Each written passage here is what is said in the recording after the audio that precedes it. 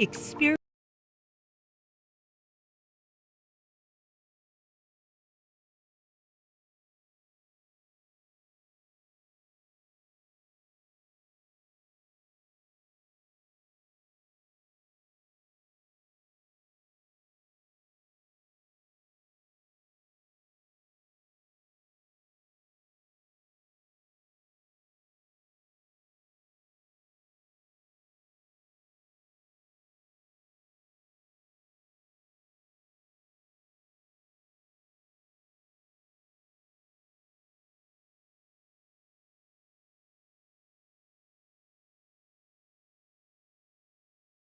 Turn on the TV and get all the info you need all in one place.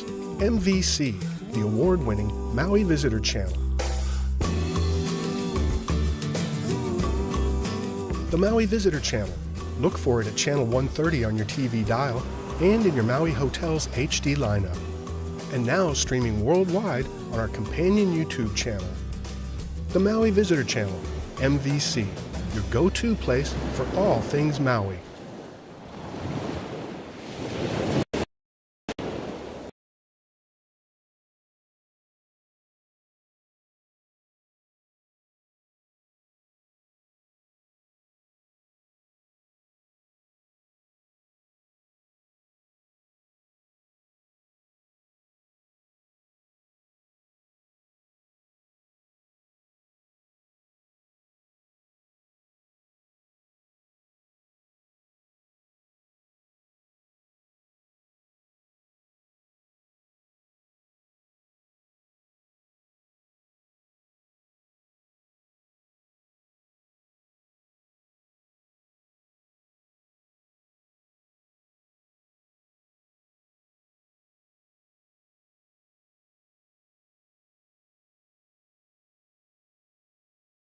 Back with tales of exotic lands, exotic girls, exotic drinks. What was missing was the soundtrack, and a man named Martin Denny, the kahuna of exotica, came along and had a huge international hit called Quiet Village that hit the top of the Billboard charts in, I think, '56. And it had these album titles like Primitiva and Tamboo. It was kind of music for sophisticated savages. And it featured bongos, vibes, and bird calls, which are basically the three ingredients of exotica music. And people were very fascinated and wanted to create this world in their own backyard. So all of a sudden we had backyard luau spring up and a whole bunch of themed restaurants like Don the Beachcomber and Trader Vic's and all these fun places that Sort of like this place right here. kind of like La Mariana, where we are right here, because life was rather tame in the 50s and the suburbia coming along. So this was a way of bringing a little bit of primitive, savage, maybe sexual undertones of music into your living room with your new hi-fi system. This is where the days of Playboy magazine and bachelor pad music, and you put this music on to test your stereo. Wow, we can hear it in stereo. Bongos on the right, bird calls on the left, vibraphones in the middle, that type of a thing. So it just kind of helped foster this whole fantasy world that people were trying to set up in their own homes, in their own backyards. Fluid Floyd had become friends with Martin Denny, the source of all of this, and thought that it would be a good idea for us to put together a CD of music in this style. So we did. We used a lot of my friends who were accomplished jazz musicians, and they helped realize a very, very nice CD called The Forbidden Sounds of Don Tiki. And it also included Martin Denny, made a guest appearance. He was always very supportive of us. And so when we had our album release party, people came and they loved it. The place was packed, and it became a show at that point in time.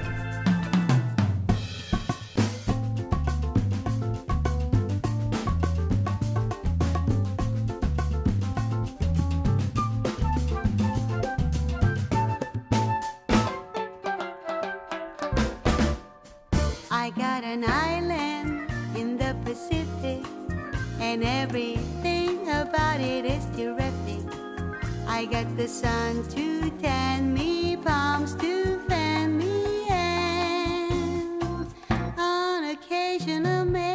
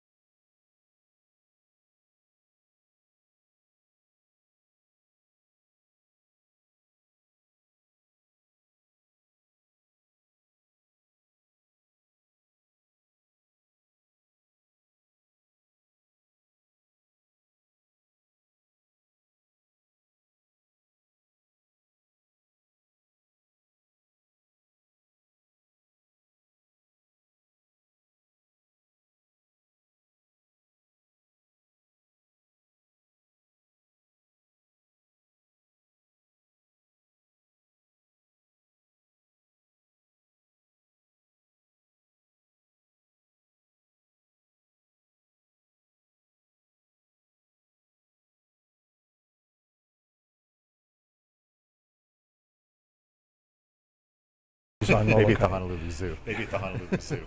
Yeah. All these elements came together to kind of create this almost cinematic new sound that paint picture in people's mind of must be what Hawaii sounds like, because you could hear this music and be transported to kind of a sensual tropical fantasy of your mind, because it's kind of an archetypical thing. Everybody dreams of being on the perfect beach, on a perfect island, away from far from maddening crowds. Tropical, tropical, the endless summer where palm trees play, mangoes, papayas, just another perfect day. Tropical, tropical, a shady lagoon in South Sea blue. Don't bother to fly, 'cause the tropics will come to you. This is the music that's your gateway to that place in your mind, or in your tiki bar in your basement in Cleveland, Ohio, or wherever you were from. And we can actually convey this because we actually have been on the perfect beach with nobody around, and we know what it's like, and we feel privileged that we're doing it. In this day and age of impossible lifestyles, fast food, and even faster computers, our quest for paradise lost is found in the forbidden world of exotica.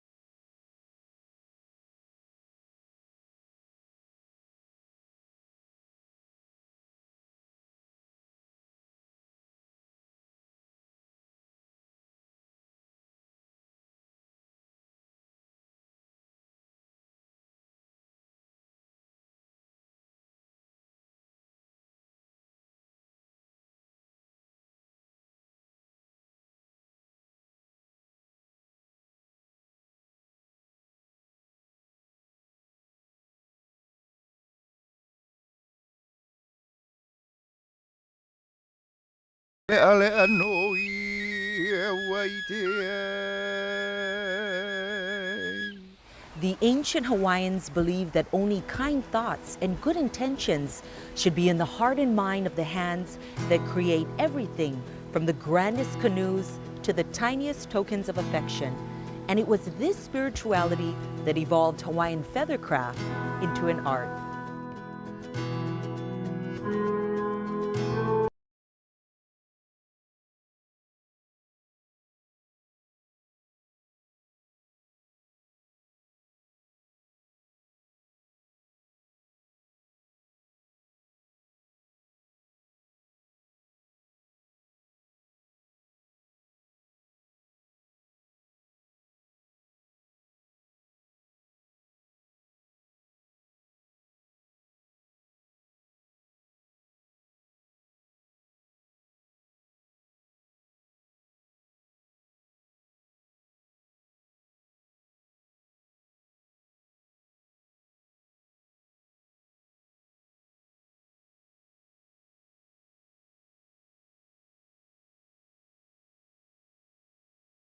To wind. Poipoi is the direction that the feathers go, and the other is vili kamoi. And here again it's winding, and again another direction in which the feathers are shaping.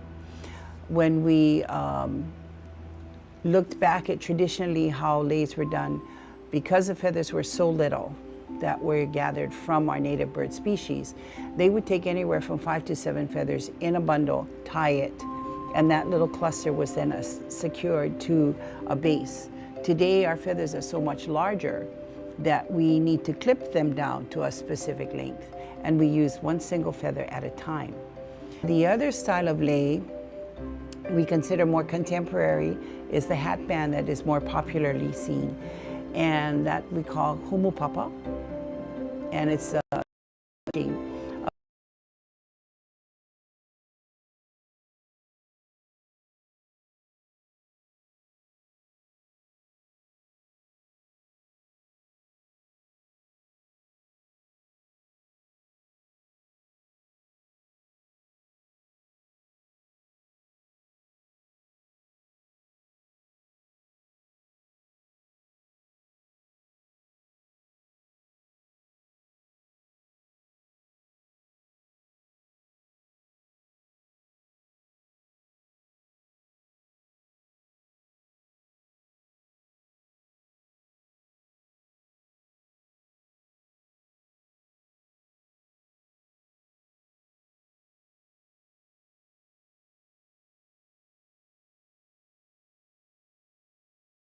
taller.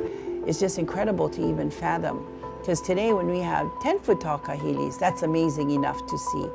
We've done kahilis at Kamehameha School's chapel. We've done the kahilis for Mary Monarch. We teach because we cannot produce them ourselves continually. So in order for this art to be continued, we're willing to share and teach, and we do this as an ongoing process.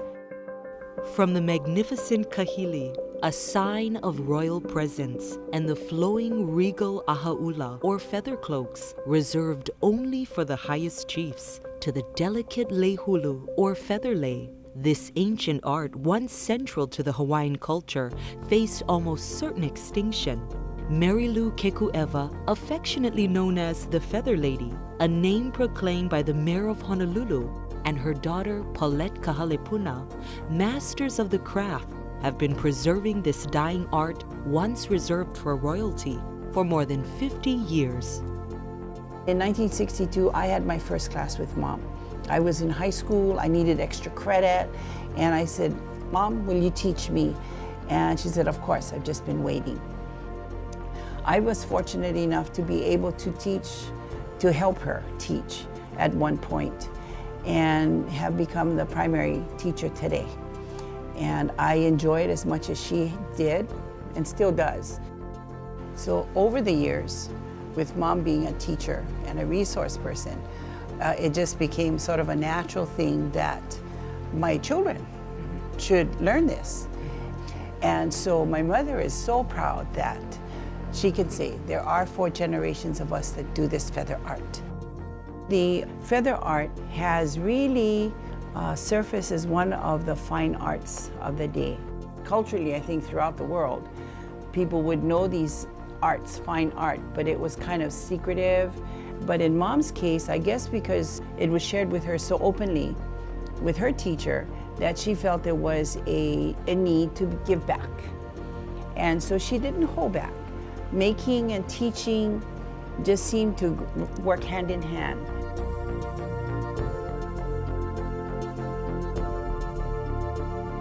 Through the love and dedication of Marilu Kekuewa and Paulette Kahalepuna, locals and visitors from around the world can enjoy and appreciate Na Lima Milihulu no Eau, the skilled hands that touch the feathers.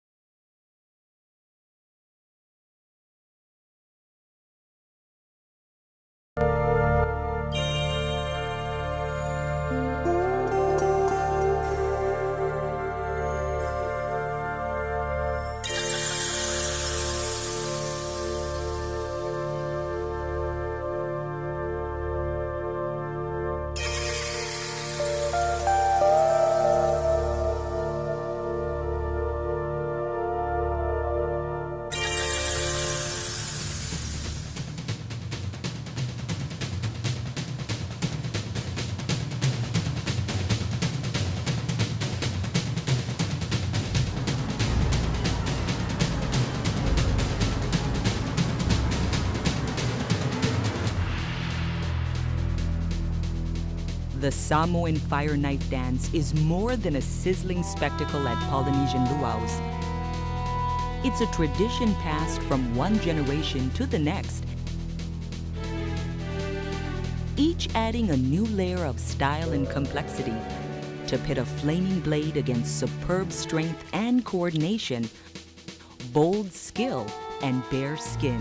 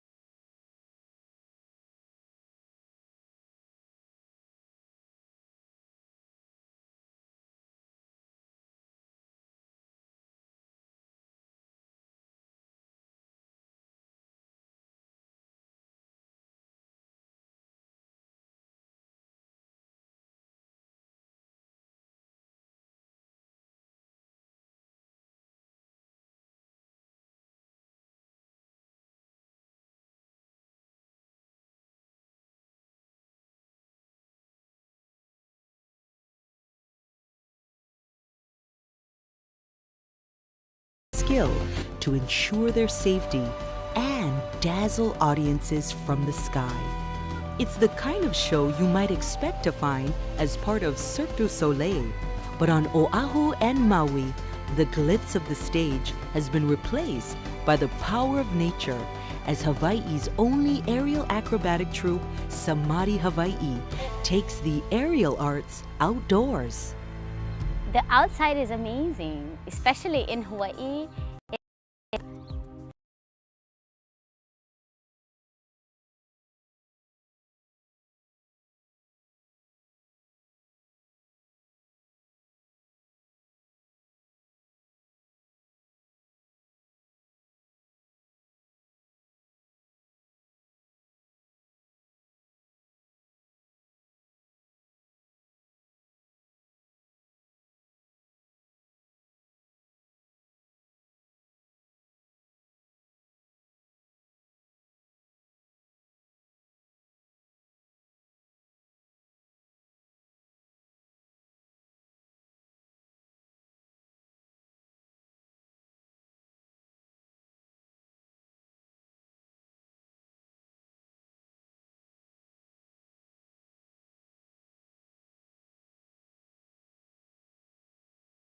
is called a tetrahedron, co-designed by aerial acrobat Abby Sved and her former partner, which allows performers to take their art to just about any location, inside or out.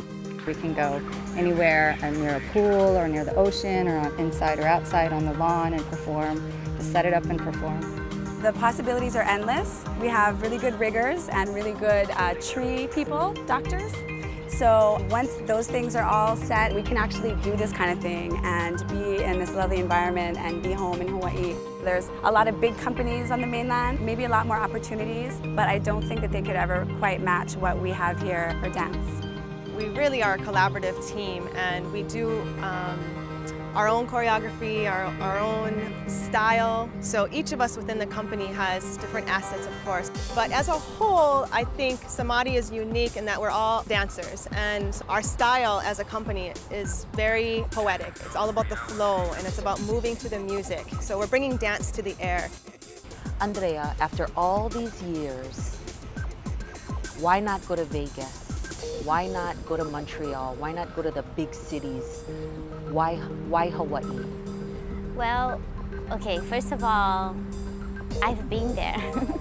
I come from a really big city, and Hawaii is where I want to be. Hawaii is what I love, is what I have chosen. I say that I was born in Brazil, I have a Brazilian blood, but my heart is Hawaiian. And my most fulfilling jobs I've ever done in my life have been in collaboration with Hawaiian entertainment. I mean, look, we're at the Hawaii State Art Museum right next door to the Iolani Palace. This place is historical, and I'm performing here. So this to me is, there's a lot of mana in this place. But these amazing locations aren't the only reason these performers rise to the challenge of aerial arts. What I love about aerial is that, number one, for a dancer or any performer, it's one of the most challenging things you could do for your body and for the mind and the spirit. And you, of course, have to be in a very meditative state when you're performing. You know, we're not hooked up to any harness, so there's a lot of risk. And it's just very unique, so there's not a lot of it going on, and it brings a lot of joy to anyone that's watching it. So that's another reason why I love it so much. Well, I love doing aerial acrobatics because it's a form of meditation for me. I've always been able to quiet my mind if I'm active with my body, and so if I have a strenuous workout, then I can get more peaceful and quiet, and I love doing it. I love the spirit of the wind, and when I'm upside down and feel the wind blowing, it makes me feel really free. It makes me feel special because not like at my school, just 900 kids are over, and I'm the only one that can really do it, so it makes me feel special. The lightness of it, the no gravity feeling is amazing. You can really take your stretches and your shapes that you're making to another level, being in the air. It is a whole nother experience, you know? I love this audience here because if you're doing something from your heart, they truly appreciate it. That feeling you cannot compare to any job of $1 million. The community take and give is what I love. The preparation for this art is incredibly precise, not just for the dancers, but also for the assembly of the ring and the tissue that allow them to perform.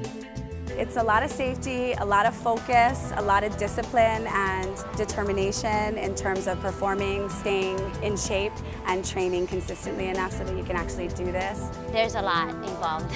Just the inner ring, I use a double point. It's 2 points linked to a shackle, to a rope with an eye hook, to a shackle, to a swivel, to a shackle, to a carabiner, to a bigger swivel, to a link, to a cable, to a carabiner.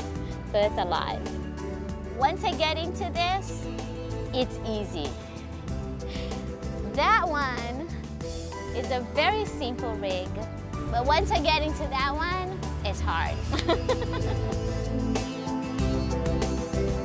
I feel that I've been inspired so much by this place that I want to give back to this place. And I've been given this kuleana of fulfilling my responsibility. I'm being put in this position of service to this place that I have to do this work here. And It's something new that was brought in here, and I'm lucky that I was a pioneer, and I feel responsible for where it's going to go. I really do.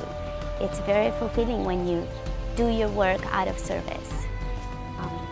It was born here, and I want to give it back here. And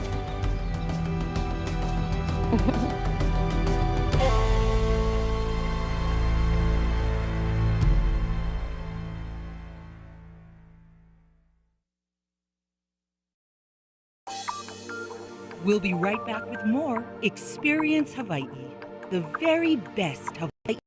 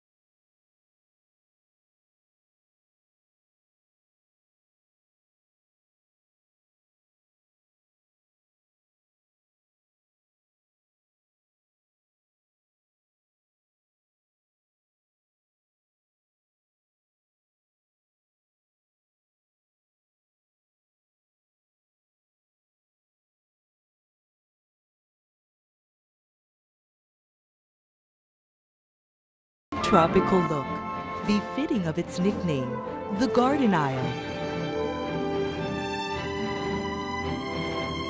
90% of Kauai is inaccessible by road, but hiking trails are abundant. And it's a great way to see the incredible scenery.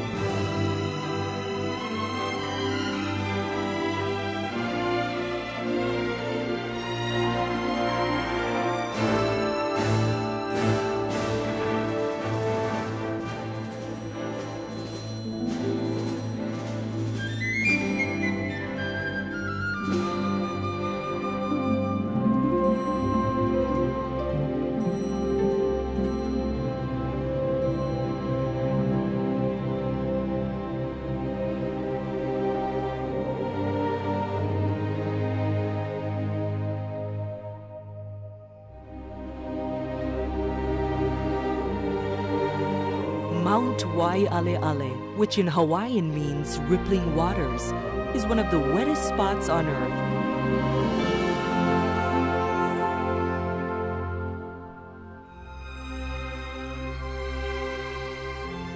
It averages more than 460 inches of rain a year at its summit, which is usually obscured by clouds.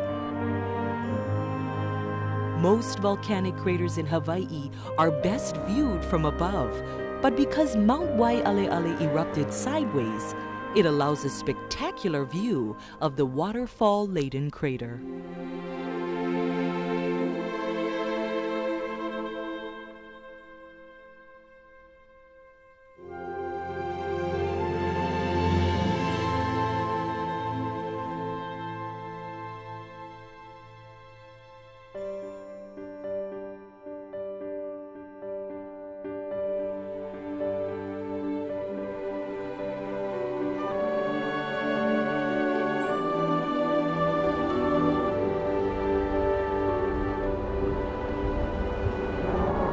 When incoming waves impact the lava rock shore, water is forced through a lava tube and bursts through an opening on the surface. Another adjacent tube blows only air, which produces an eerie groan.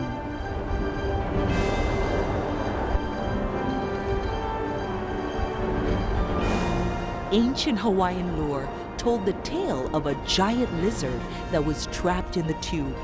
To this day, you can hear the lizard's moans of hunger and see the spray of his breath.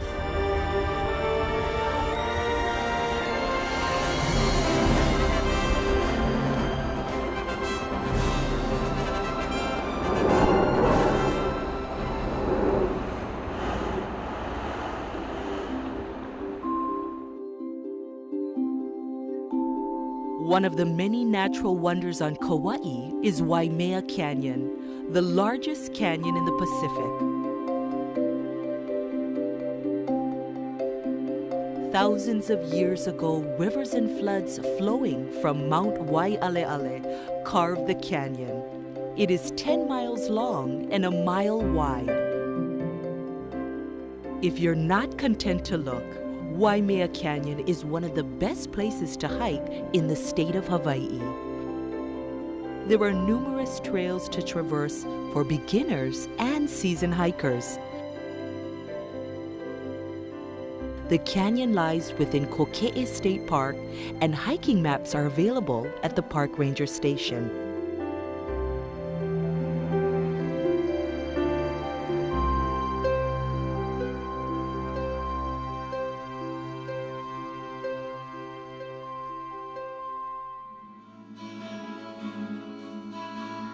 The nene goose is the state bird of Hawaii. Currently on the endangered species list, there are small populations of nene thriving on Kauai.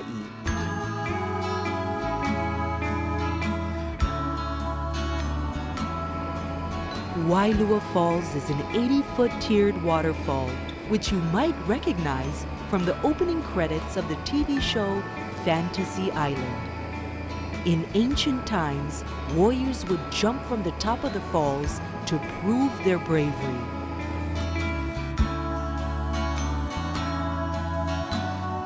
Kauai is the national headquarters for the National Tropical Botanical Garden, and home to Allerton Garden, McBride Garden, and Limahuli Garden and Preserve.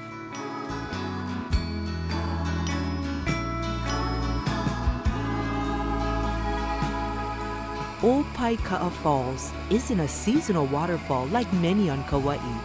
It flows year-round, unaffected by low precipitation. There are no hiking trails in or around the falls, but a very accessible scenic overlook provides an excellent place to take in the 151-foot waterfall.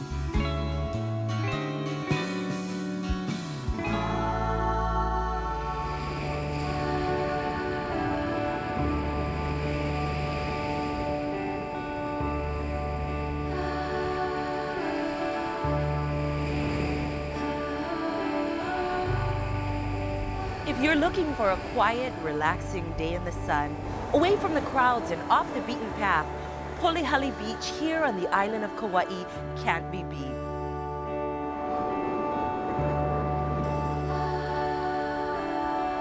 Polihali is known for its 7-mile stretch of white sand beach and for the views of the west end of the Napali coast.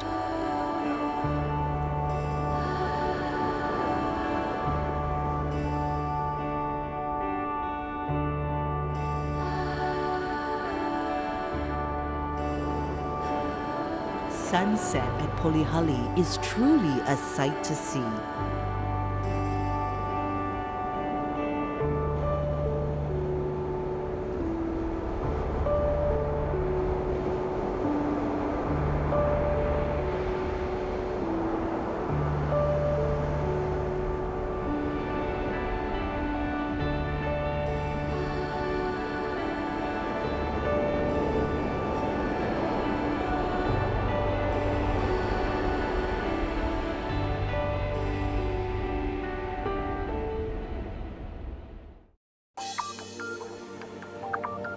We'll be right back with more Experience Hawaii, the very best Hawaii has to offer. I'm here at the Napali Coast State Park on the beautiful island of Kauai.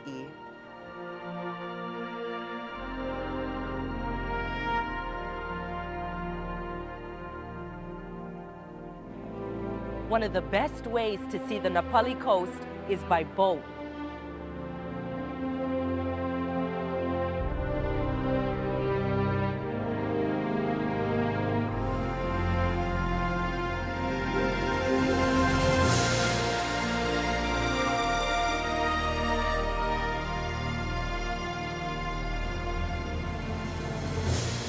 We're here today courtesy of Napali.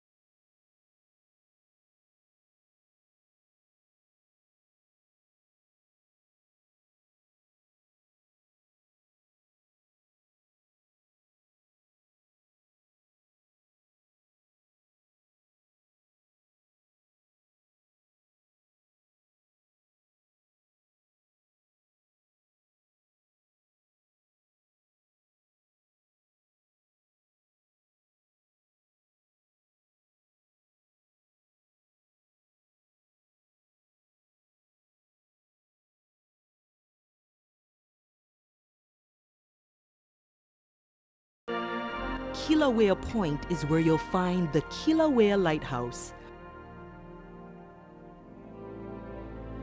The point is one of Kauai's most visited scenic wonders, offering more than 500,000 visitors a year a chance to view one of the nation's intact historic lighthouses.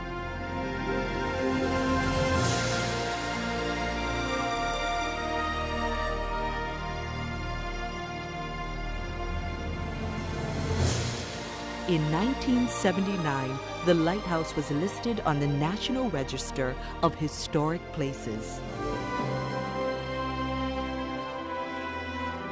Kilauea Point is also home to the Kilauea National Wildlife Refuge. The refuge is home to numerous species of migratory, sea, and native Hawaiian birds.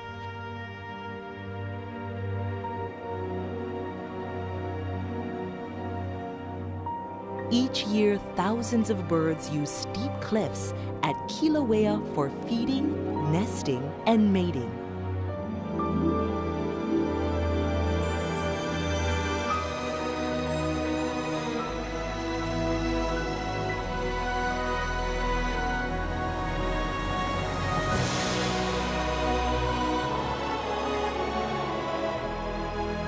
Nurtured by trade winds and abundant rainfall, the north shore of Kauai is as lush and green as the Garden Island gets.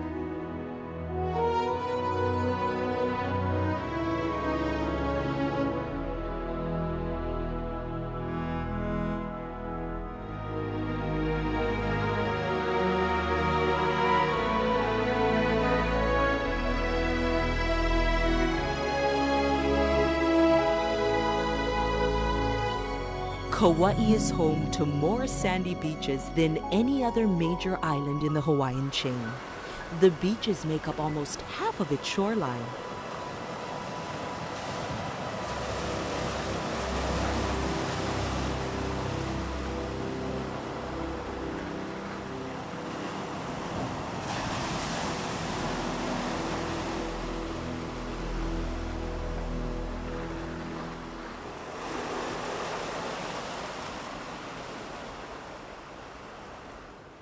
I'm here at Haena Beach Park on the beautiful island of Kauai.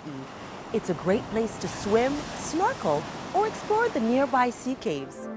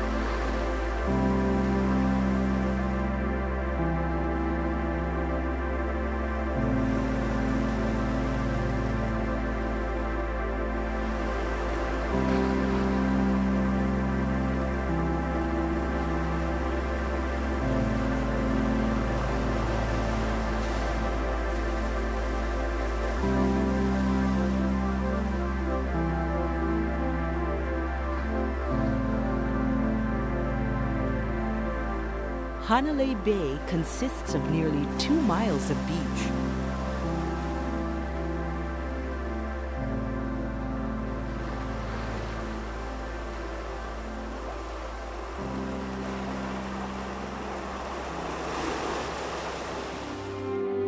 From the Hanalei overlook, you'll see taro growing in the valley below.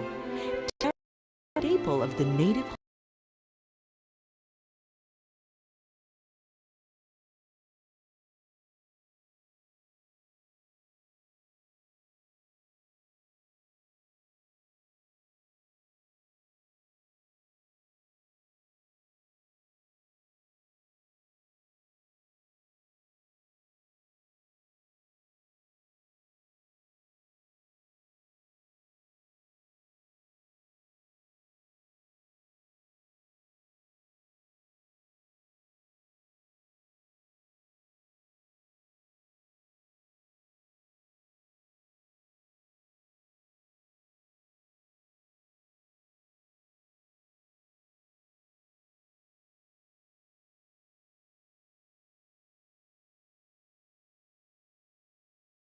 Visitors can kayak, water ski, or take riverboat tours. The remains of 3 Hawaiian temples called heiaus can be found in the park.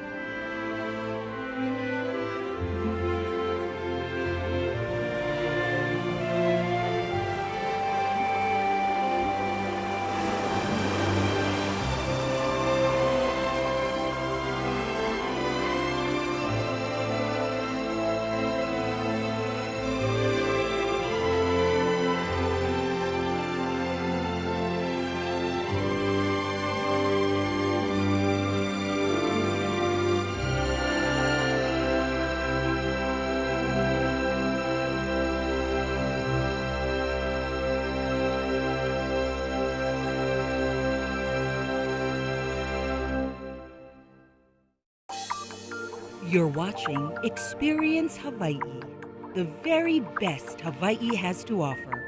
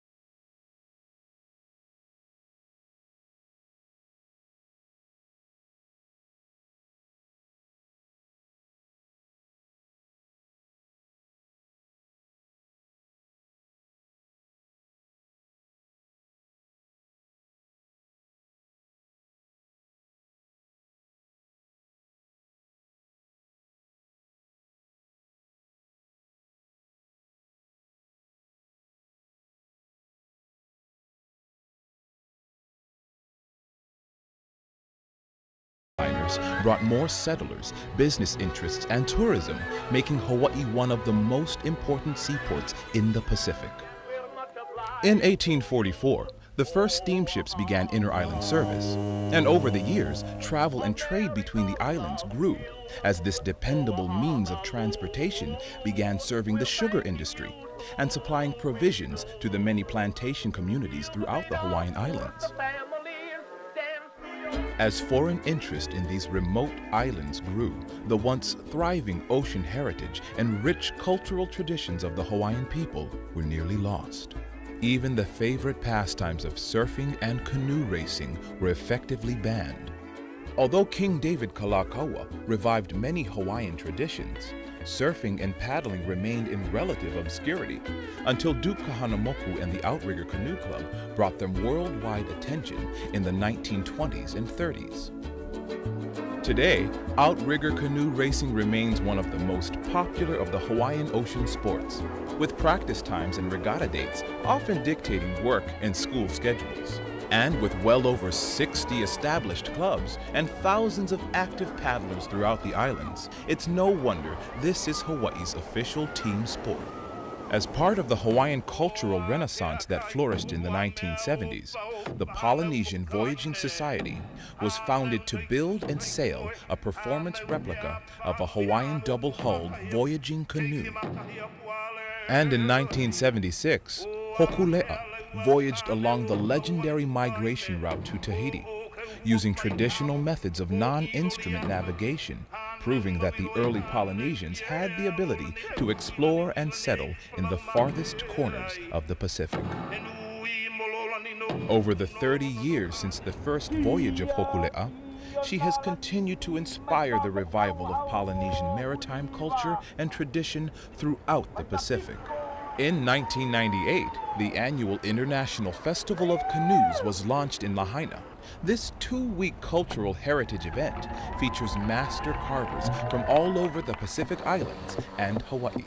Using traditional hand and modern power tools, carvers construct canoes out of solid logs, as young apprentices learn the lost arts that take a canoe from tree to sea.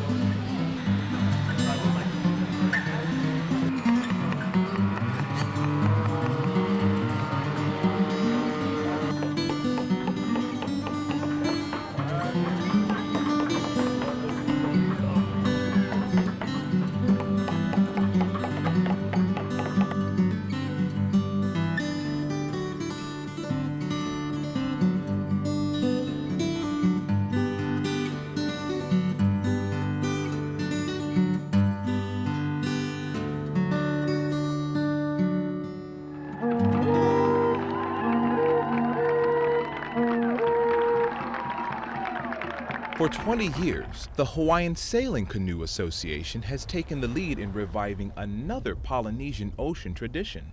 This is how the Hawaiian people, thousands of years ago, navigated their way to Hawaii. This is how they went from island to island. This is how they fought their wars. This is basically how they traveled. What we have here is a traditional type of vessels, sailing canoes, that have been sailing throughout Polynesia for thousands of years.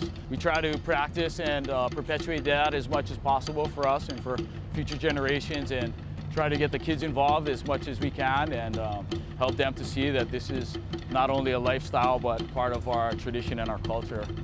You know, my vision for the Hawaiian Sailing Canoe Association is to continue to grow. It's to continue to share. It's to continue to work with the young kids so that we can bring them up. Because we're it. If we don't share it, if we don't teach it, it's going to go away again. With such a long and meaningful ocean heritage being passed on by the dedicated members of associations, clubs, and community groups, it's easy to see why, for so many, to live in Hawaii means to learn and share the ways of the ocean.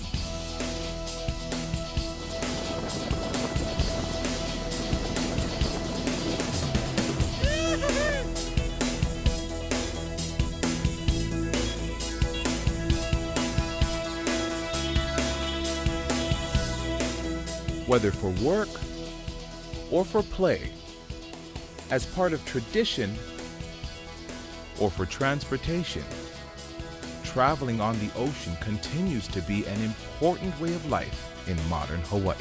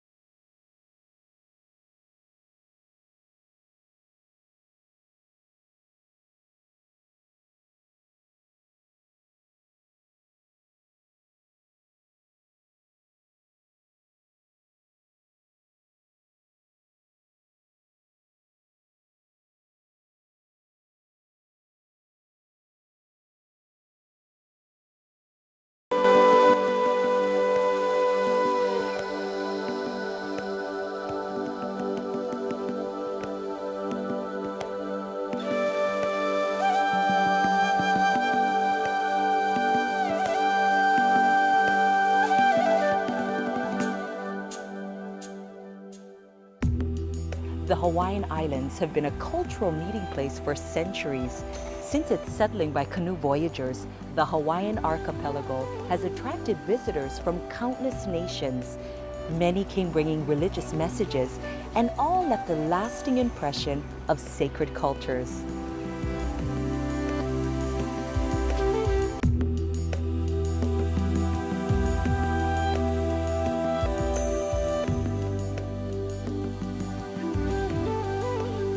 Long before the missionaries introduced their concept of one God, the Hawaiians had an intricate nature-centered belief system. There were no buildings equivalent to churches or temples. They built heiaus featuring altars and carved statues. Many of these sacred structures still stand today, though mostly as rough ruins and remnants of stone walls.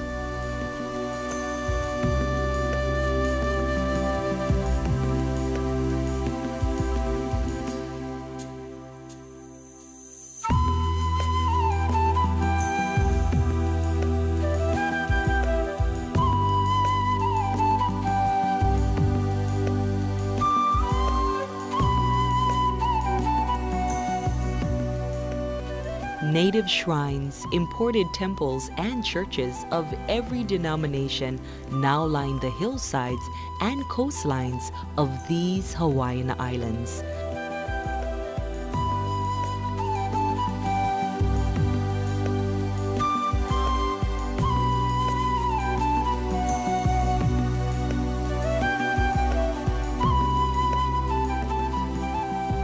With over 50 distinct ethnic groups, religious and sacred ceremonies range from Christianity, Buddhism, Judaism, Hinduism, traditional Hawaiian, and more.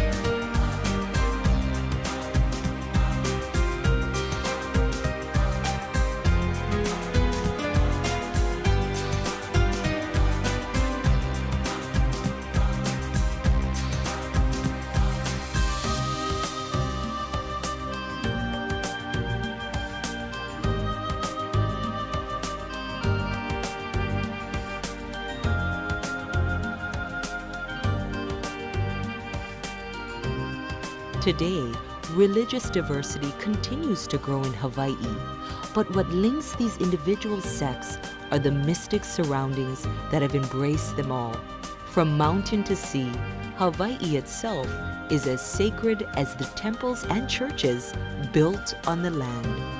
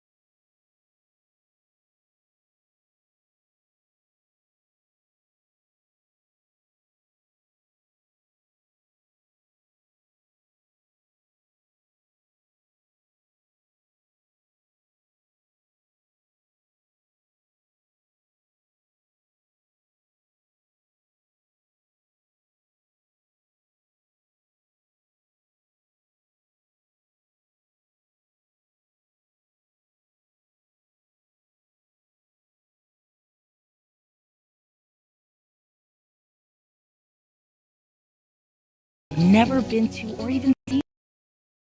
Few unique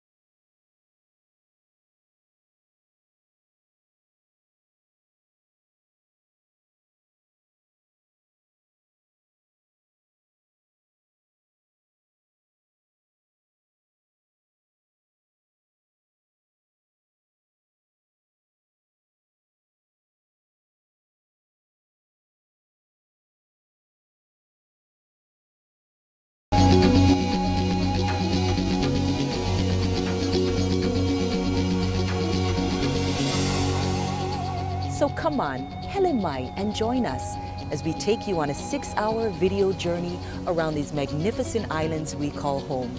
From stunning landscapes, seascapes and sunsets, to special features exploring the beauty and individuality of our islands. We invite you to experience the best Hawaii has to offer with Experience Hawaii.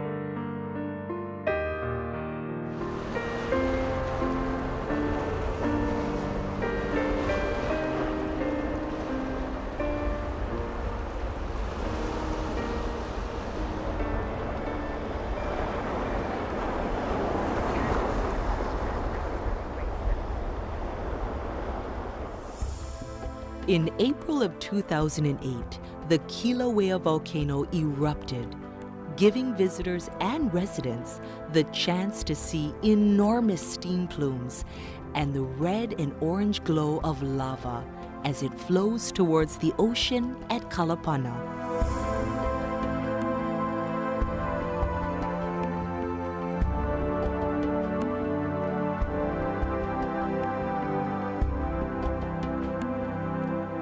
The lava hitting the water adds to the Big Island coastline, making it the only island in the chain that is growing larger.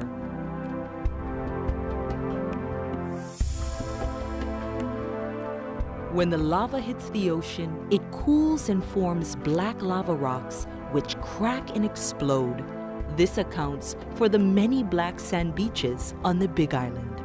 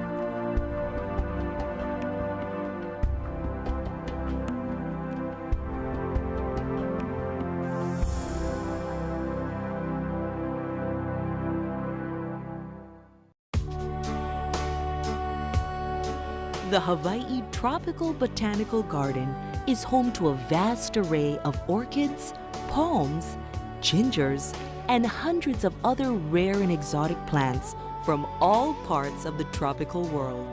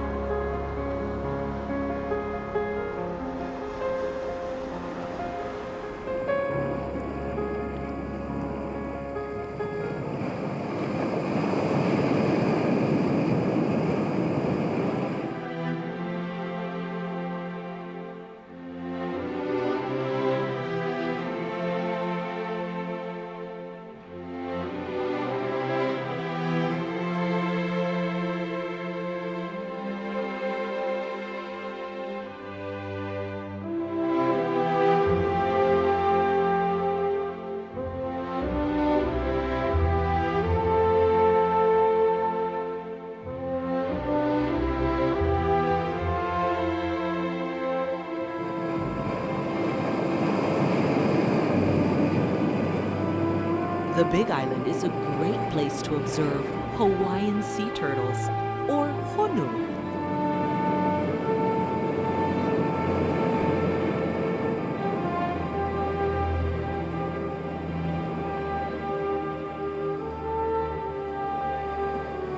The turtles will crawl up on the black sand beaches to warm themselves in the sun.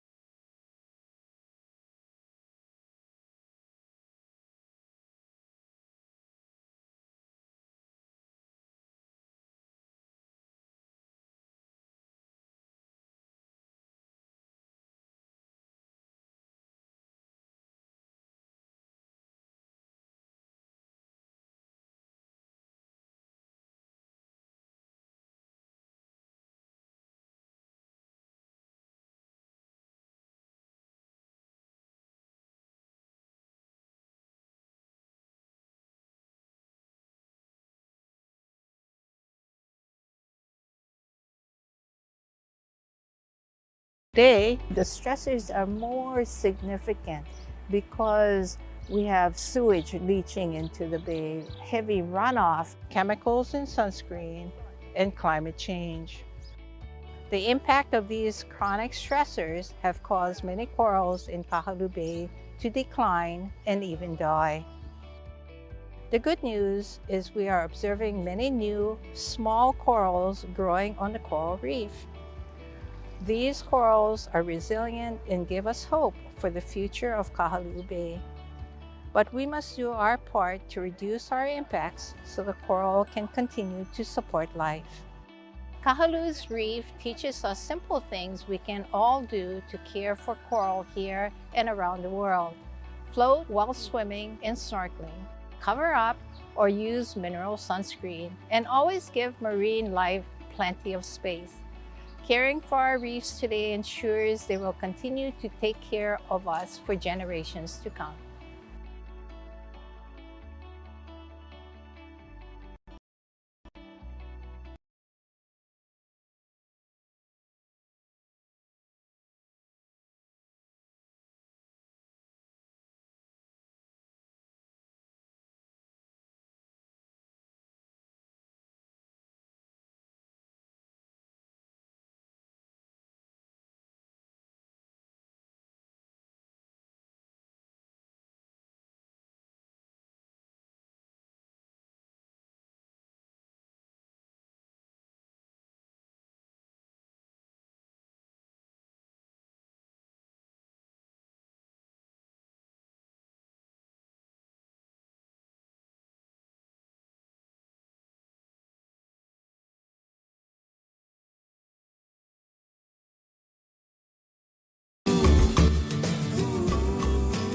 The Maui Visitor Channel.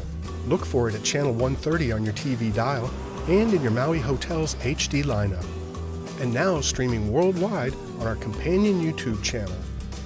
The Maui Visitor Channel, MVC, your go-to place for all things Maui.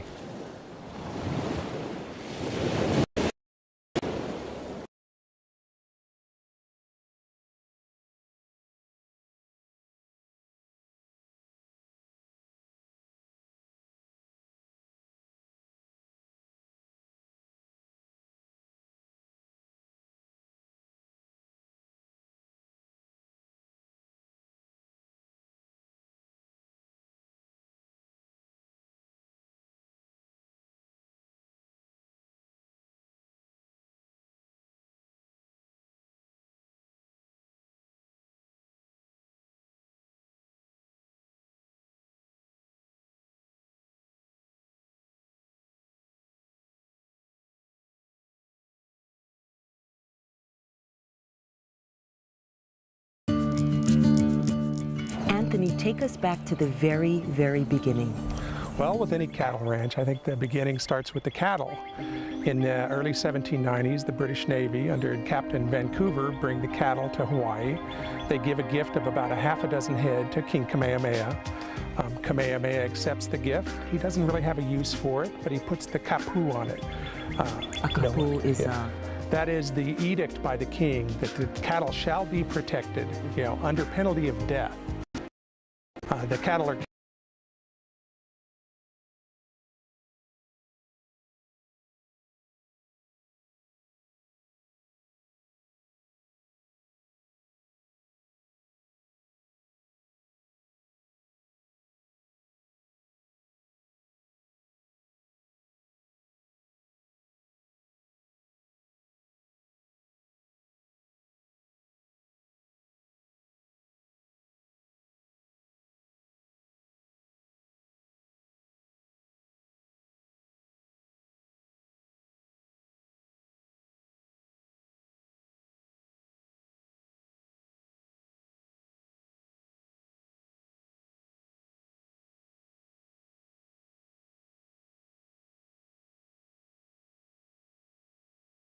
something that Kamehameha sees in young Parker.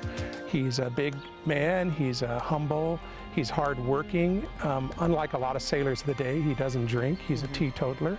So I think Kamehameha sees a fine young man and he puts him to work. He manages the royal fish ponds at Hanau for King Kamehameha for several years.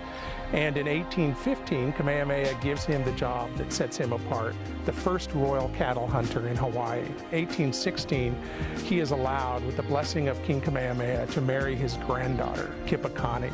So our young New England sailor joins the elite class. Parker works as a royal cattle hunter up until 32. From 32, the vaqueros come over, teach them how to be cowboys, so now they start domesticating the cattle. In 1847, with the Mahele, Parker is the first time he's allowed to buy land. He buys 2 acres here in Waimea. The original homestead that Parker builds is still here today. It's called Manahale. It's amazing to think that Manahale was the humble beginning, 2 acres of what today is thousands and thousands of acres. What does it take to run a place like this today?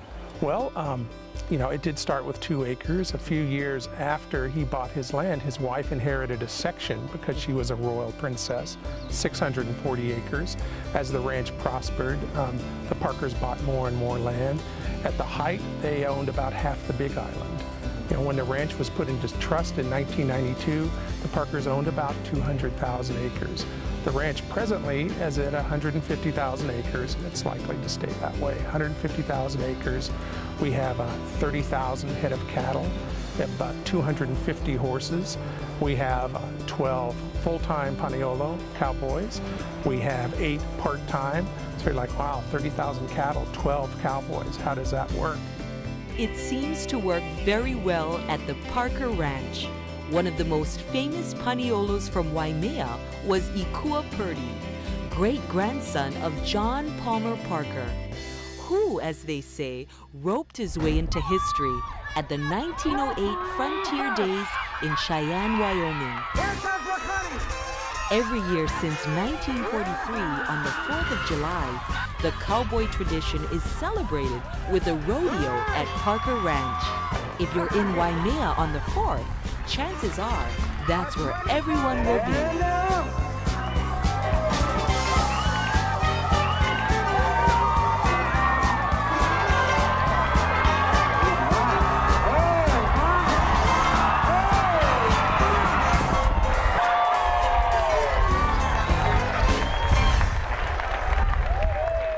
And this house behind us, tell us a little bit about this house. This house is called Pu'uopelu. It was the home of the Parkers from 1879 till 1992. 4 generations lived here. They ran the ranch from this house. It's the heart and soul of Parker Ranch. The house is about 8,000 square feet.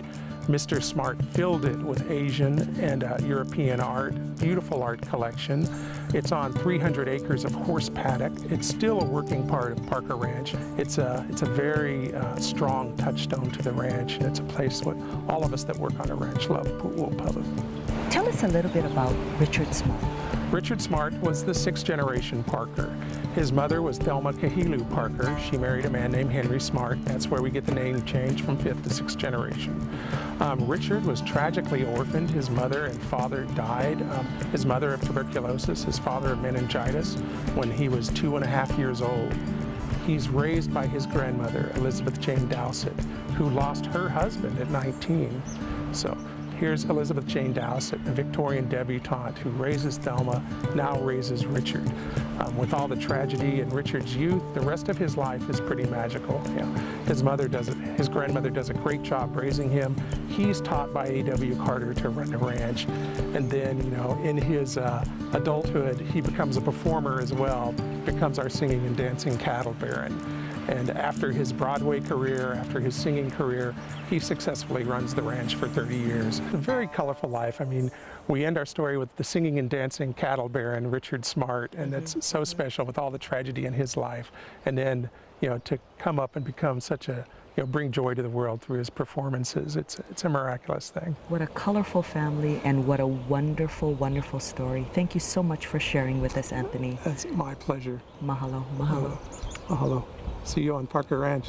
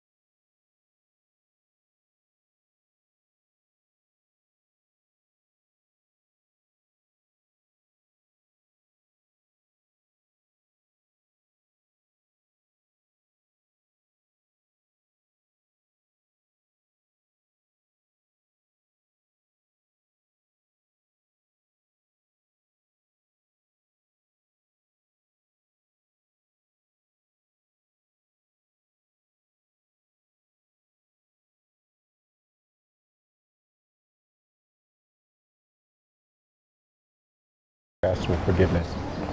The kapu basically was everybody. So you have the ali'i enter into the sanctuary, you have the common person, you have the kawa. They all entered into the opposite side of the wall for safety to ask So for the place forgiveness. of refuge is definitely a very important place for everyone, ali'i to common. And I want to thank you, Tom. Thank you so much for having us, and thank you, Charles. Hello.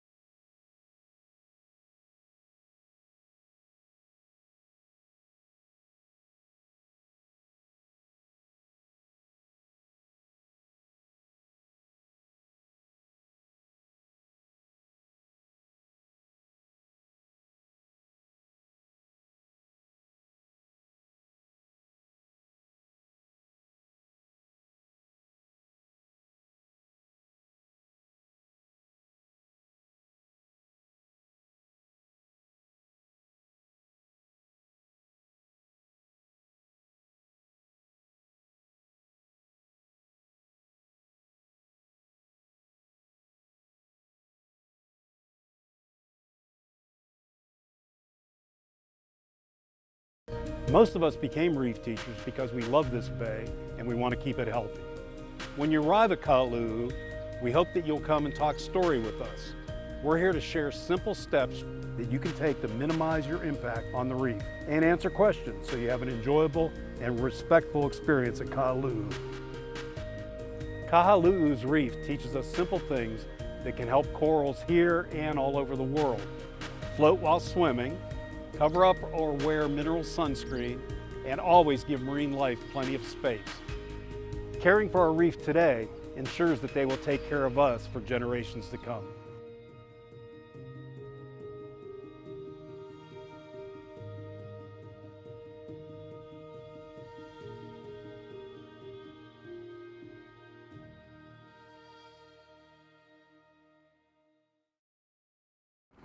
We've got much more of the spectacular views from above when we continue our journey.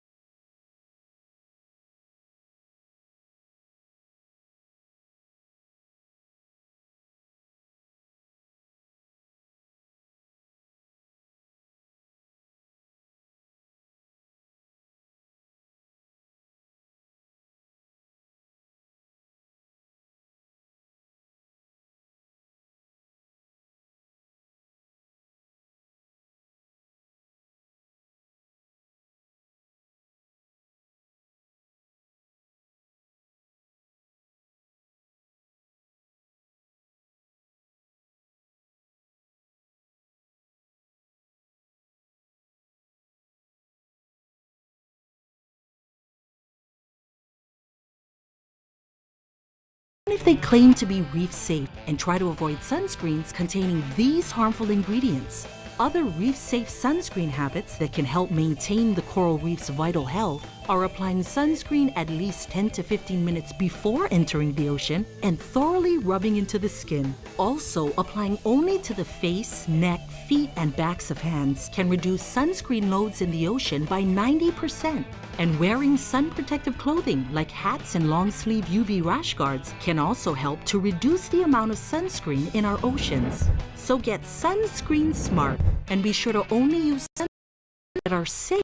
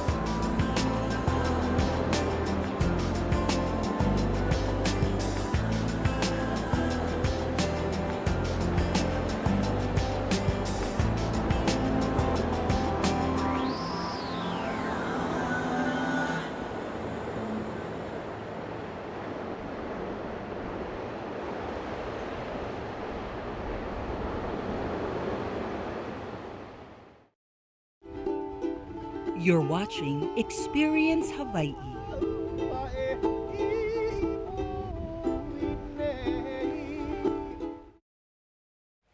Aloha and welcome back. I'm Celeste Akeo. While visiting Maui in 1866, American legend Mark Twain discovered a verdure-clad needle of stone 1,000 feet high that stepped out from behind a corner and mounted guard over the mysteries of the valley. He was writing about one of Maui's most historically significant sites, where the epic Battle of Kepanivai was fought, and it is there, at the majestic Iao Needle, where we continue our visual exploration of Maui.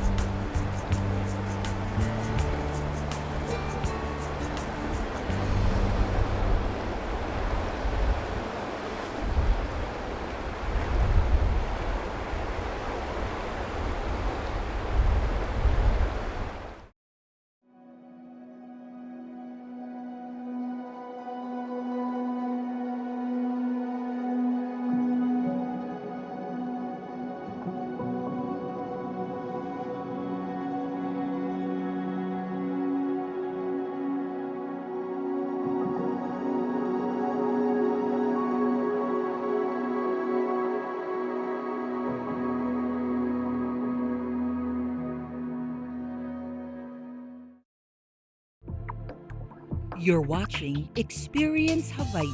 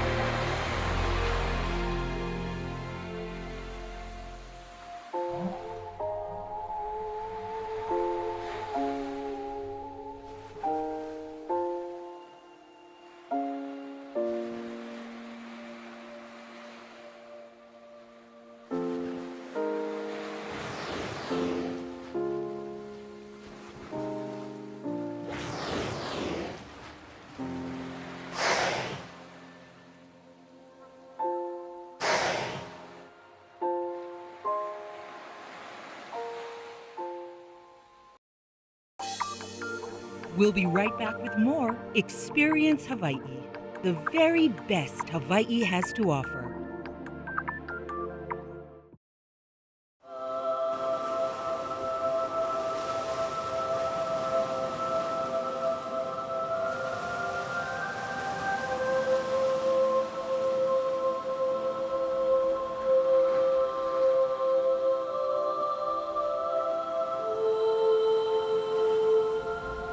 As the sun begins its journey below the horizon, the sky comes alive with vibrant colors painted on a stunning tropical canvas. There's nothing like the beauty of a Hawaiian sunset. Let's explore the crowning touch to a day in paradise.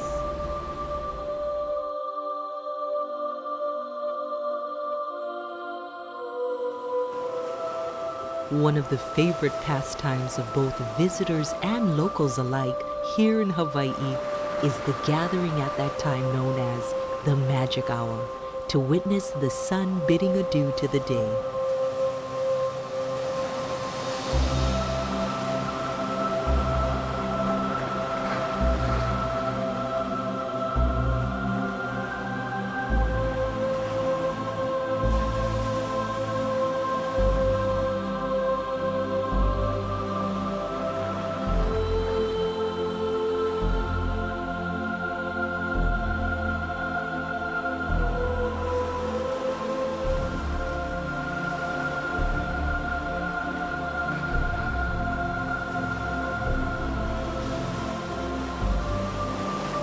The spiritual and inspirational draw of this daily passage of light to dark cannot be denied.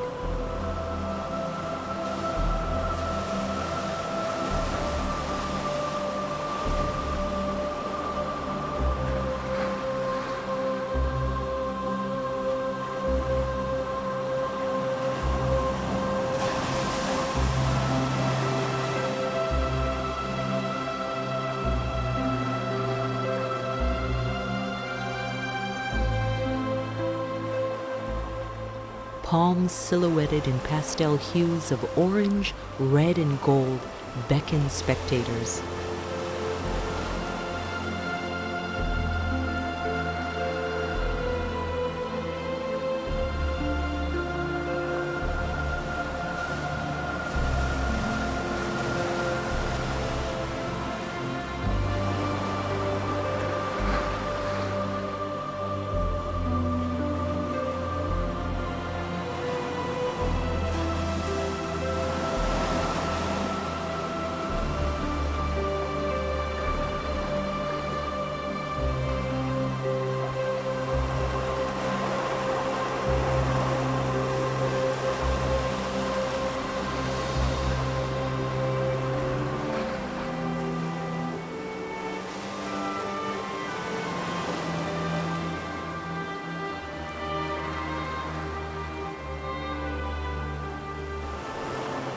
Our unique geographic location in the middle of the Pacific contributes to the specific palette of Hawaiian sunsets.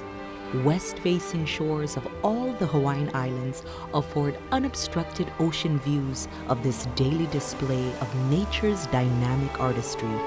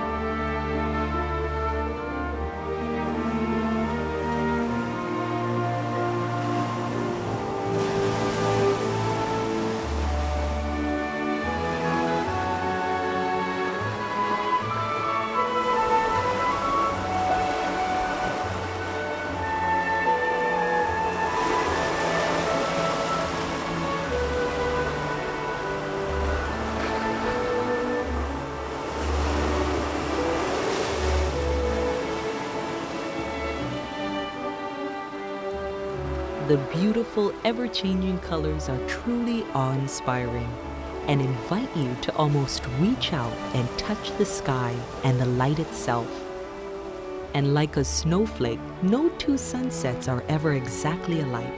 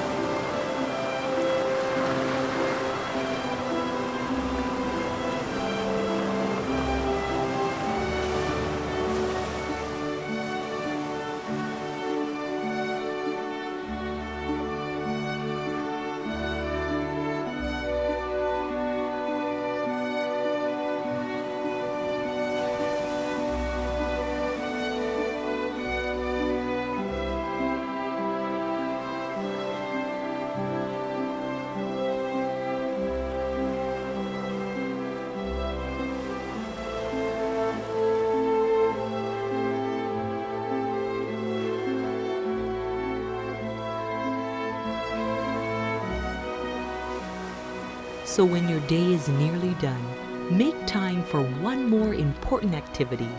Head outside and immerse yourself in the rejuvenating magic of a Hawaiian sunset.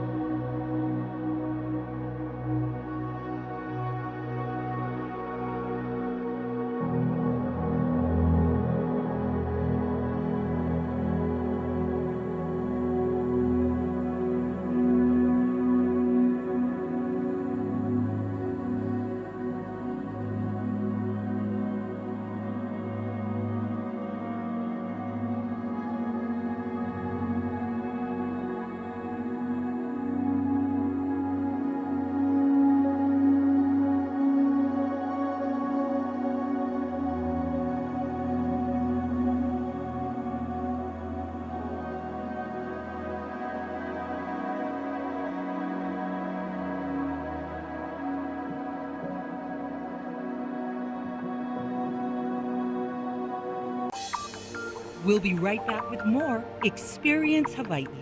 Stay tuned.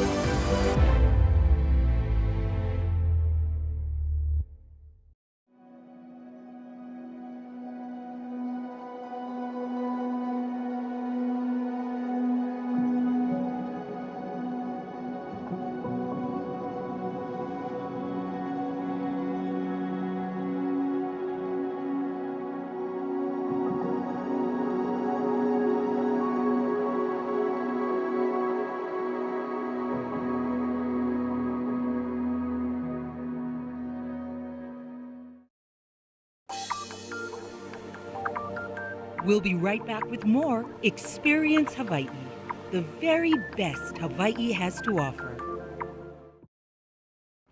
We've got much more of the spectacular views from above when we continue our journey.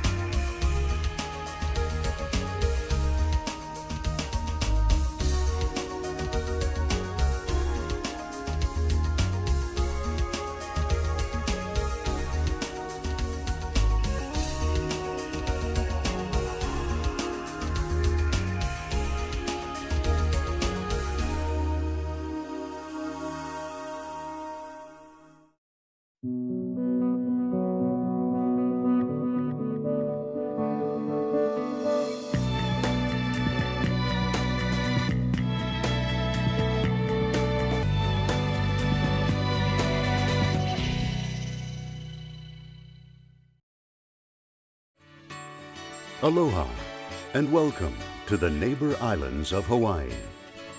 The exquisite jewels of Kauai, the Garden Isle. Molokai, Hawaiian by nature. Maui, the Magic Isle. And Hawaii's spectacular Big Island. Here, where paradise is more than just a dream, only one helicopter tour company makes all your dreams come true. Because only Blue flies the blue skies of all the neighbor islands. Only Blue is recognized year after year by the top experts in travel. And only Blue has Hawaii's largest fleet of the world's finest touring helicopter, the ultra-quiet and spacious, technologically advanced EcoStar. Yet what really sets Blue Hawaiian apart is our people. Our pilots are the finest in the sky, with the most hours, the most experience, and the very best training, including Blue's state-of-the-art flight simulator. Our aircraft technicians are honored year after year with the FAA's highest accolade, the Diamond Certificate of Excellence. And everyone at Blue is dedicated to your safety and comfort, and to always fulfilling our company motto, good enough is never enough. Perhaps this explains why Blue Hawaiian is the only activity company in the world honored with the Star Diamond Award for Outstanding Quality and Service from the American Academy of Hospitality Sciences. Experience the world's most beautiful islands with the world's finest helicopter tour company, the Blue Skies of Hawaii, only from Blue Hawaiian.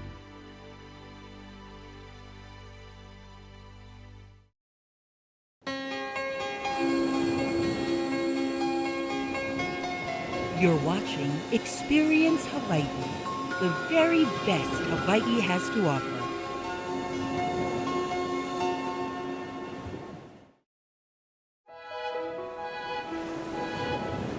Eight miles west of Maui is the alluring private island, Lanai.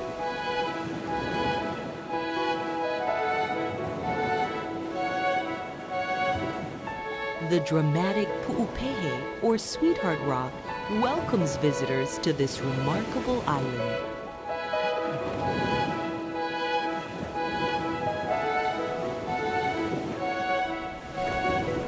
This sculpted sea stack, which guards Sharks Bay and Manele Bay, is one of Lanai's most recognizable landmarks.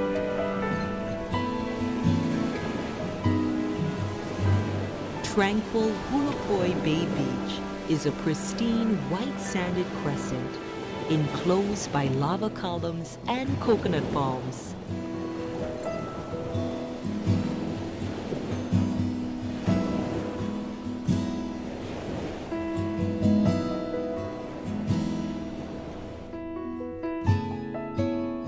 The bay, with its calm waters and pronounced reef, is one of the best snorkel and dive sites in the Hawaiian archipelago.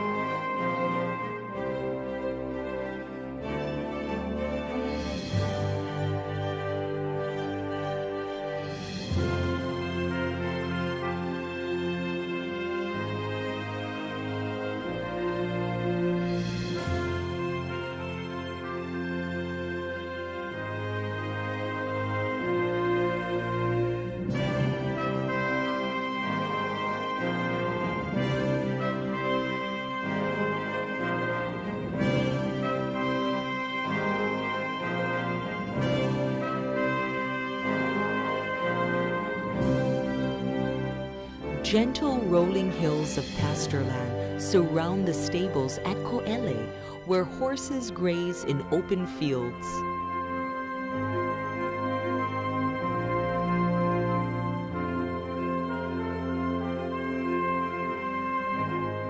The grassy vistas lead all the way to the ocean.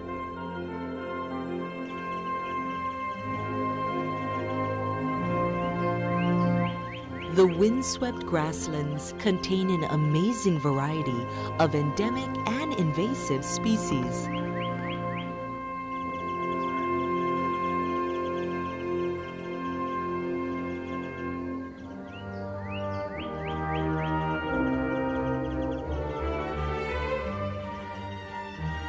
And the needle-straight, misty pines lead the way to Monroe Trail.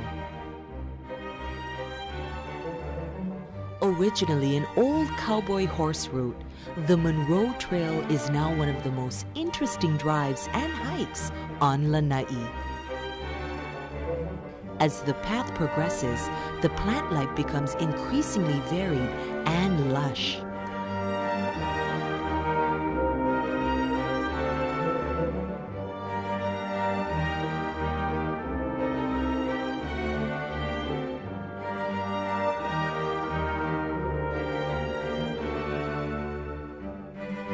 Wind channels through Koloiki Ridge as Maui and Molokai rise in the distance, and the spectacular views down to Maunalei Gulch are unmatched along the trail.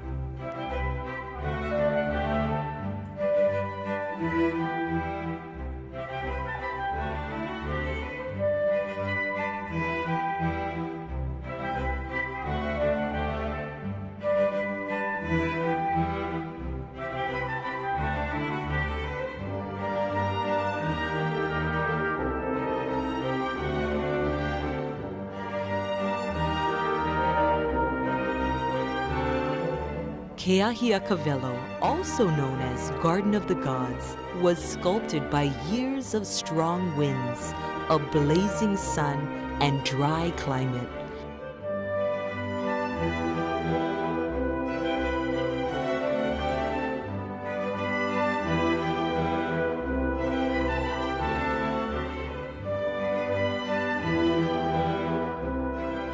This arid landscape of giant stones and brick-red mounds features panoramic views of neighboring islands and a stunning display of vibrant color, especially at sunset.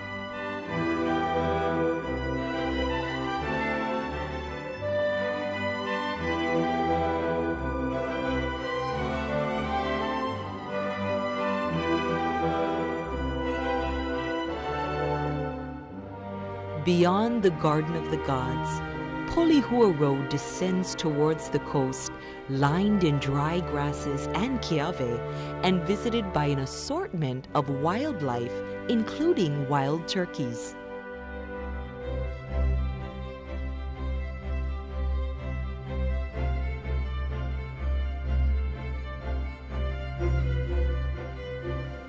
At the end of the road is Lanai's largest white sand beach, the windswept, remote Polihua Beach, a secluded gem of sand and sea.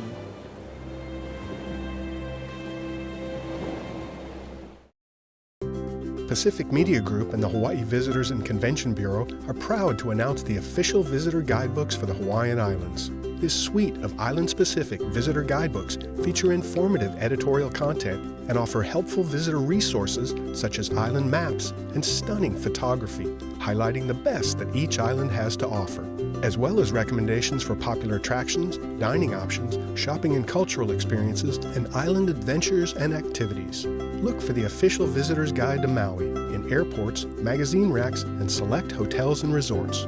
The official visitor guidebooks to the Hawaiian Islands, available now.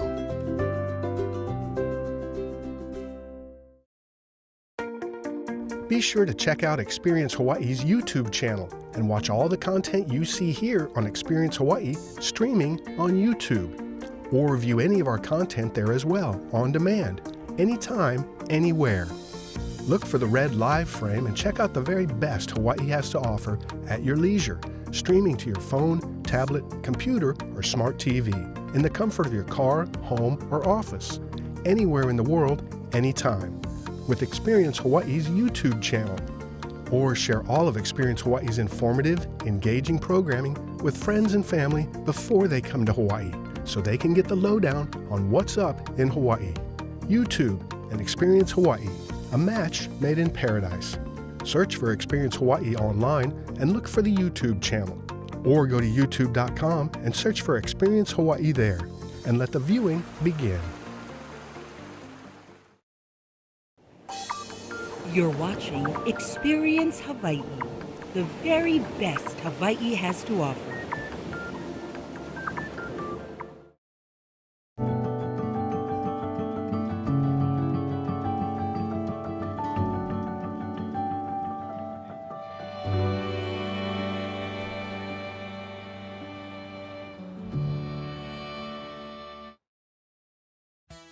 Recently, the Hawaiian Islands were treated to a truly awesome and historic visit of 7 Polynesian voyaging canoes, or va'a, each vessel representing one of the major Pacific islands. Their message to the world was simple yet important. We're sailing across the Pacific to renew our ties to the sea and its life-sustaining strength. The ocean is the origin of life, and it continues to give us air to breathe, fish to eat, and nourishes our soul as well.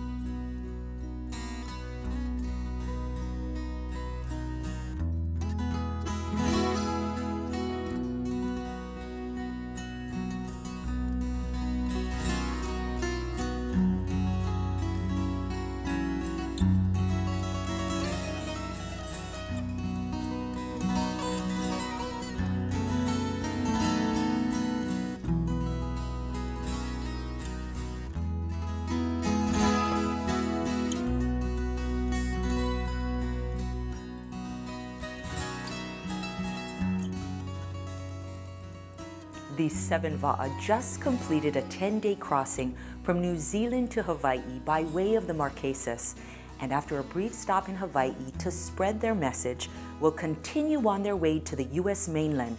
All in all, a trip of some 8,500 miles. Quite an ocean-going accomplishment, even by today's standards. And their motto says it all. Move your paddle silently through the water. Sound words to live by wherever you may be from.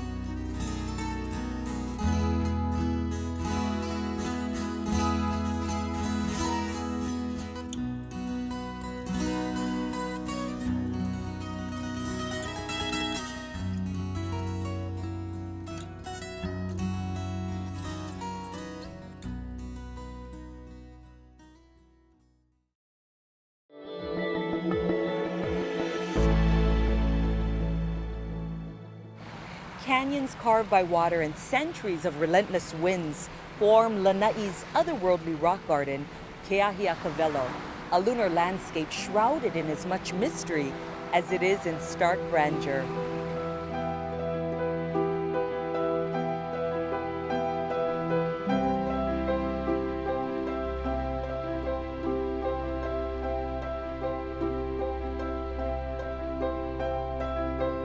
Keahiakawelo, also known as Garden of the Gods, is a visual wonder.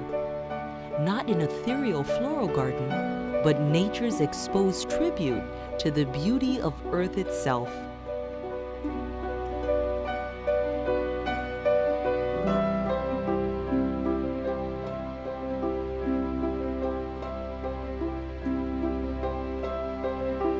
Characterized by multicolored rocks and immense boulders in varying shades of red, umber, and rust, this area is mostly dry and dusty.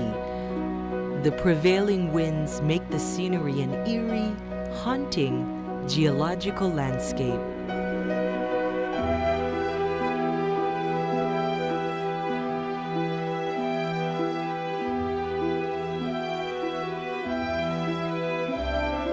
Science tells us that this high plateau is composed of reddish clay soil and lava rocks that have taken shape as a result of thousands of years of erosion.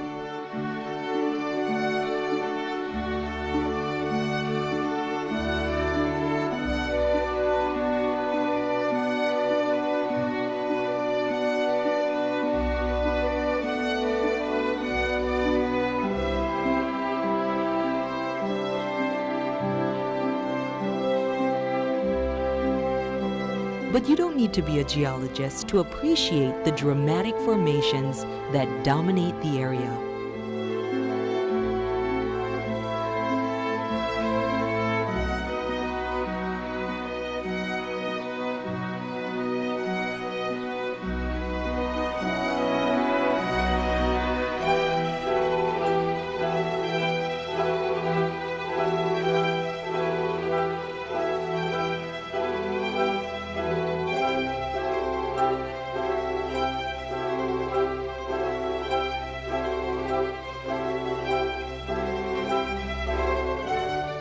Stark and silent pillars of lava, tended and shaped over time.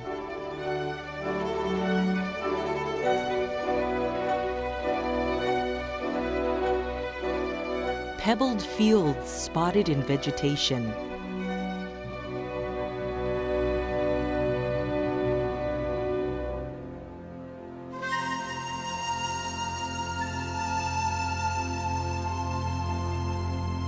Deep color striations rising to meet the sky.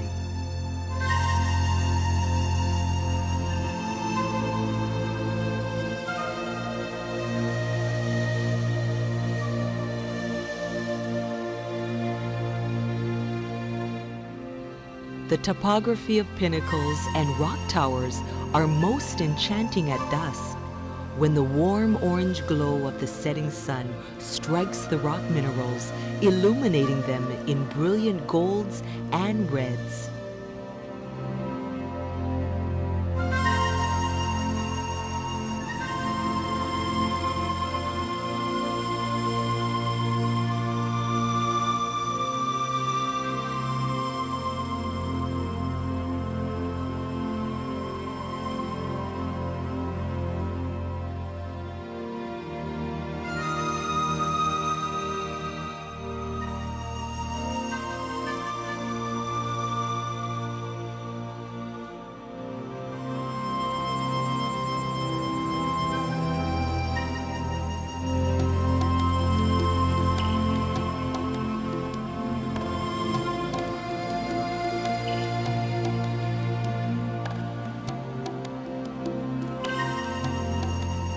Very little plant life grows here beyond grasses, reeds, and a few unique plants that have developed the proper defenses to survive.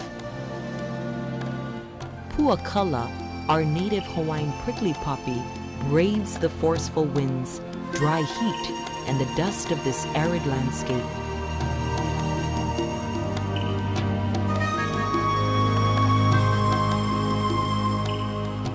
Its spiny stalks seem at home in the harsh environment. But as obscure or overlooked as it may be, Puakala has several known medicinal purposes, and the Hawaiians would use the narcotic yellow juice of the unripe fruit capsules for toothaches and general nerve pain.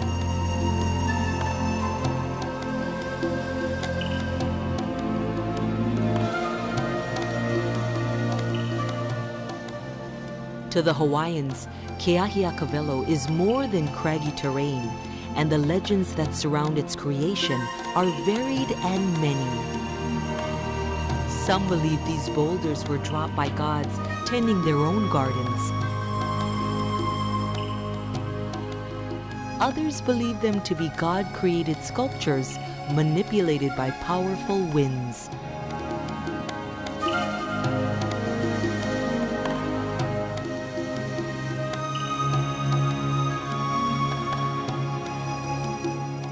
Still more legends speak of rocks housing the spirits of ancient warriors and stone stacks erected by traveling natives and menehune.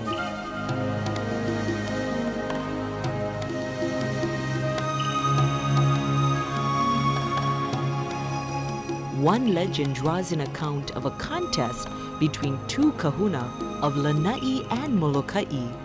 Each was challenged to keep a fire burning on their island longer than the other. The winner would be rewarded with great abundance for the island.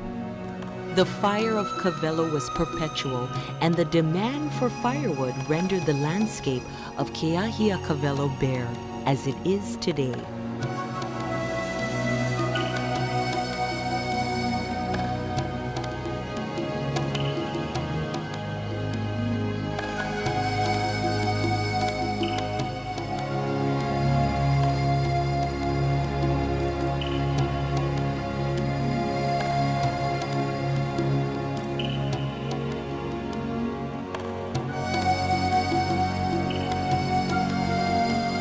Each story draws a different picture of how this place came to be. But no matter what its origins, Keahiakavelo is one of Lanai's most curious and sacred landscapes.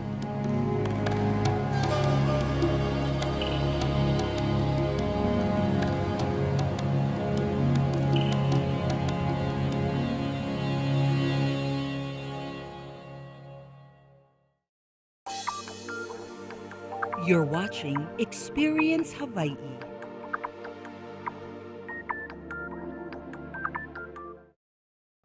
We've got much more of the spectacular views from above when we continue our journey.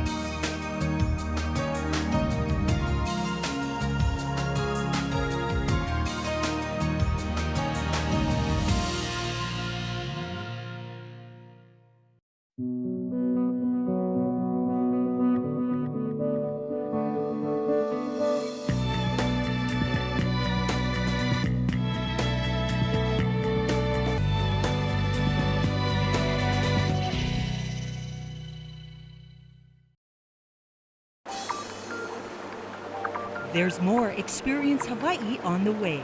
Stay tuned.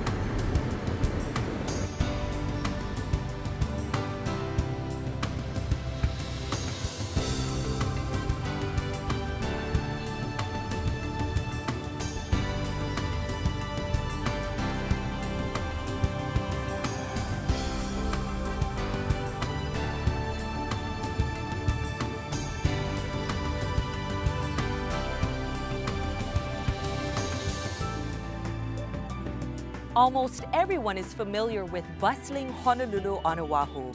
But beyond the city buzz and Waikiki beach culture is an island of discovery and personality. Join me as I explore all the hidden treasures Oahu has to share.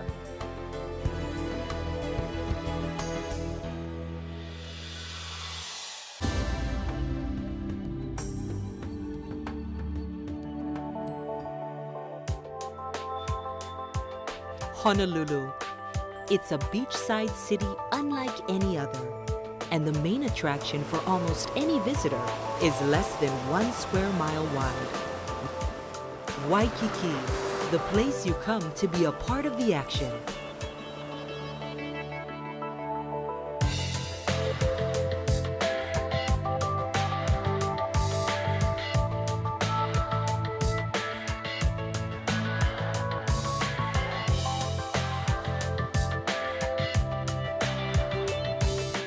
Electrified by an abundance of shopping, people, and historical sights, and complemented by clear skies and the dramatic landscape of Diamond Head rising in the distance, Honolulu is a tourist mecca and home to almost 1 million people, all seeking surf, sun, and excitement long into the night.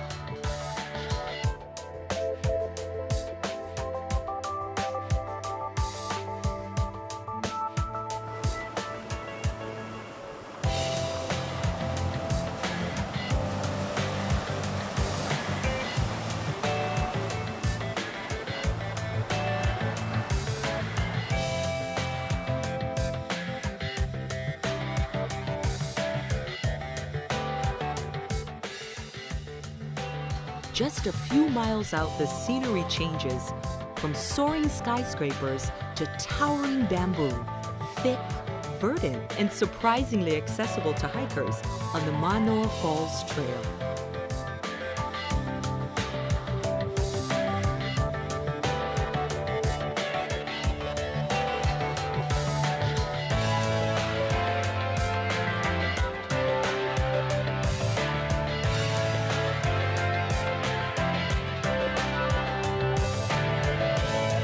But the main attraction of this 2-mile round-trip trek is Manoa Falls, a spectacular mass of water tumbling almost 160 breathtaking feet down a vertical cliff edge.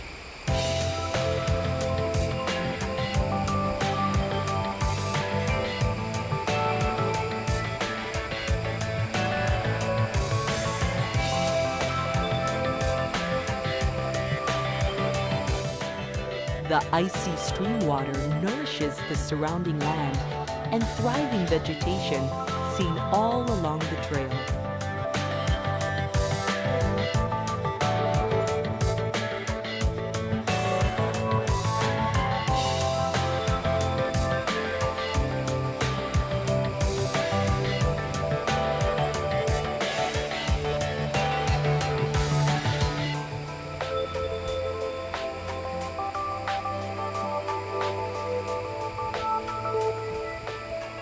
Within downtown Honolulu, and once belonging to the last reigning monarch of Hawaii, the Liliuokalani Botanical Garden features only Hawaiian plants and shelters the dazzling Waikahalulu waterfall.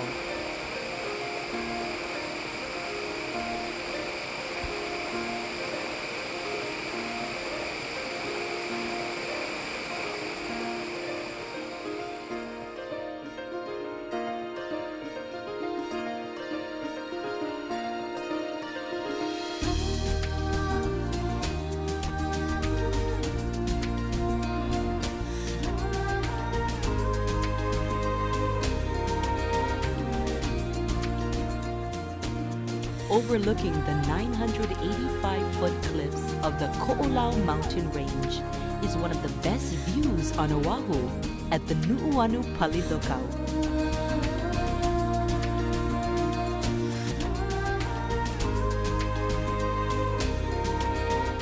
Towering cathedrals of flora and fauna dominate Oahu's windward coast.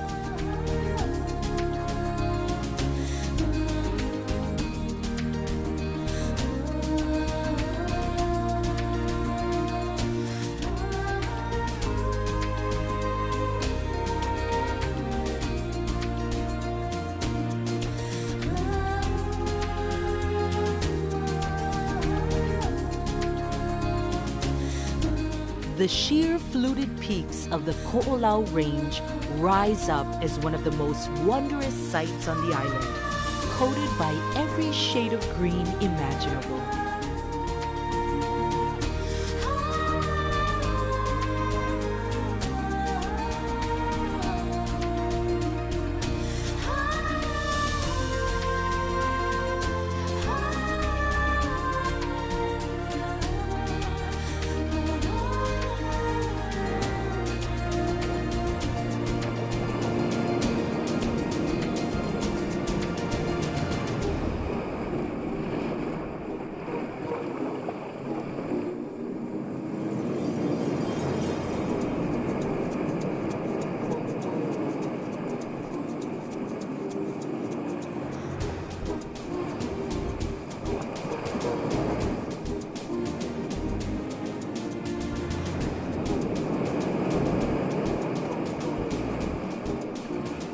Makapu'u, at the easternmost point of Oahu, sits at the base of a sea cliff, a curved pocket of white sand bounded by lava points.